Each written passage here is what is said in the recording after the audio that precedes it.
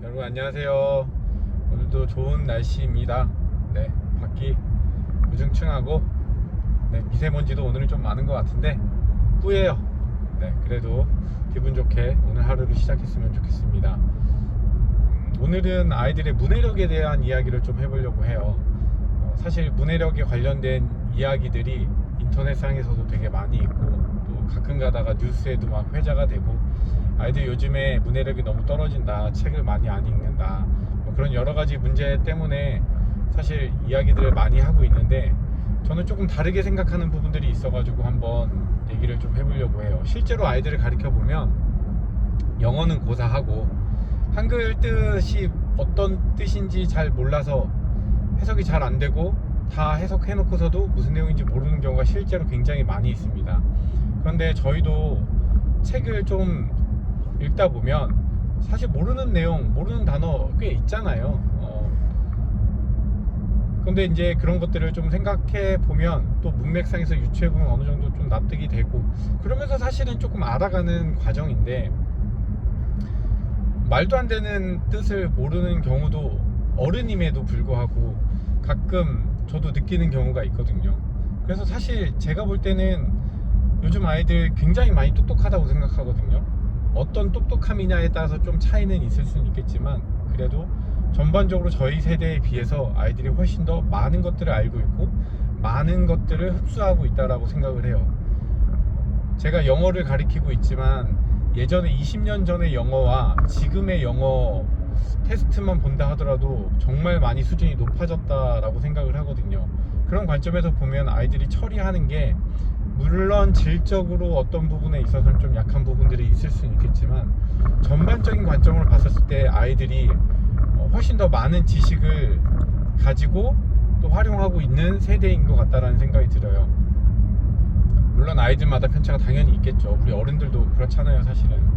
그런데 저는 아이들의 문해력을 어떤 관점에서 보냐면 이 문제를 막 해결해야겠다 라는 관점이라기보다는 아이들이 조금 더 깊은 사고를 할 수 있는 과정으로 갈 수 있게끔 해주는 게 좋지 않을까.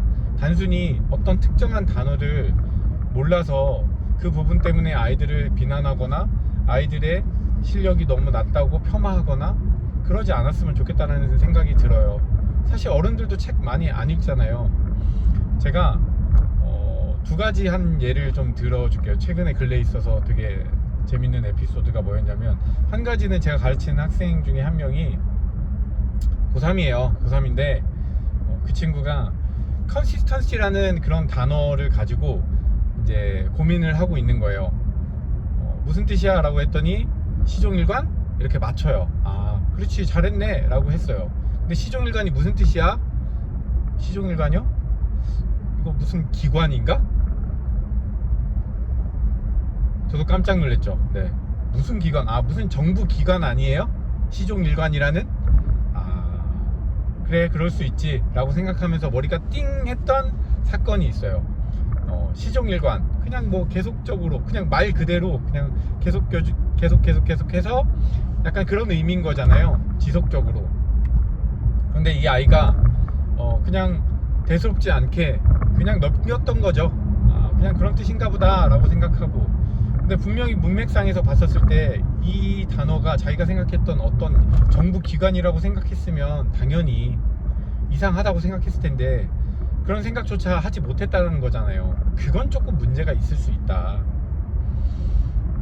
이런 부분에 대해서 사실은 저는 얘기하고 싶은 거예요. 그리고 실제로 제가 요즘에 최근에 읽고 있는 것 중에 사마천의 사기, 요거를 하루에 하나씩 조금씩 어떤 한 부분 단락별로 이렇게 읽고 있는데 진짜 방대하더라고요. 그리고 대단하더라고요.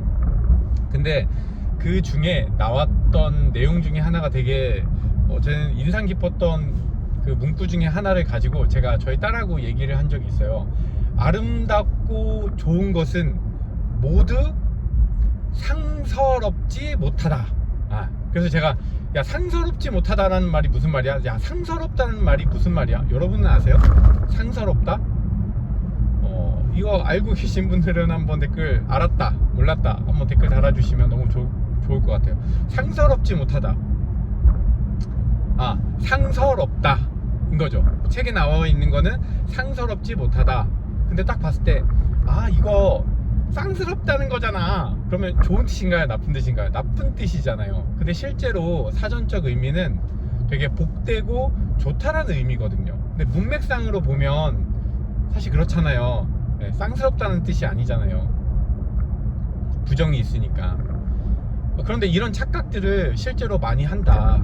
그래서 그렇기 때문에 뭐 책을 읽으면서 맥락을 잘 파악하는 거 중요하죠. 중요한데 어떤 그 하나하나의 것에 단어를 알지 못하는 것, 아는 것, 이거에 대해서 별로 그렇게 저는 집중할 필요는 없다라고 생각을 하거든요.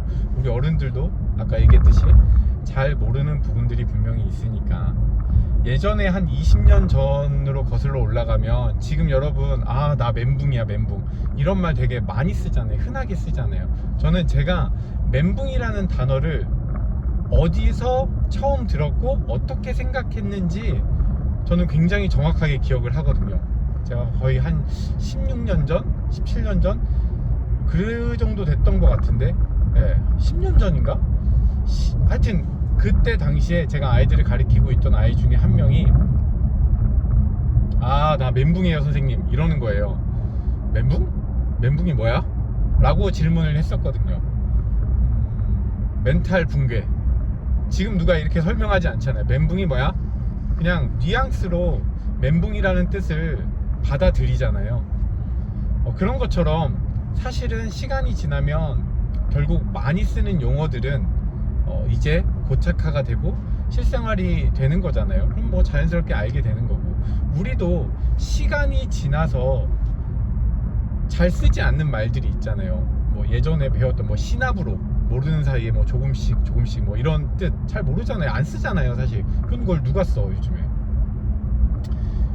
뭐 그런 단어들 같은 경우에 안 쓰는 것처럼, 그럼 제가 한번 퀴즈를 한번 내볼게요. 여러분은 야르 이런 말 아세요? 야르?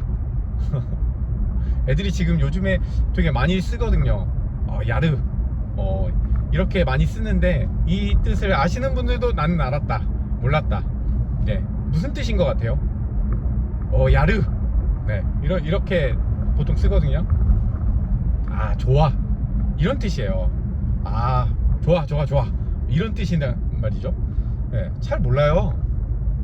어른들도 잘 모르잖아요.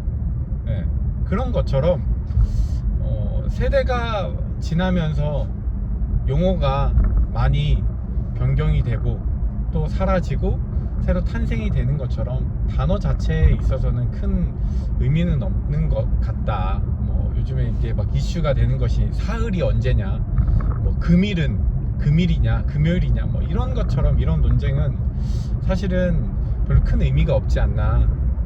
그리고 제가 볼 때 요즘 아이들 생각보다 굉장히 똑똑합니다. 네, 제가 볼 때는 아이들 충분히 똑똑하고, 그래서 아이들에게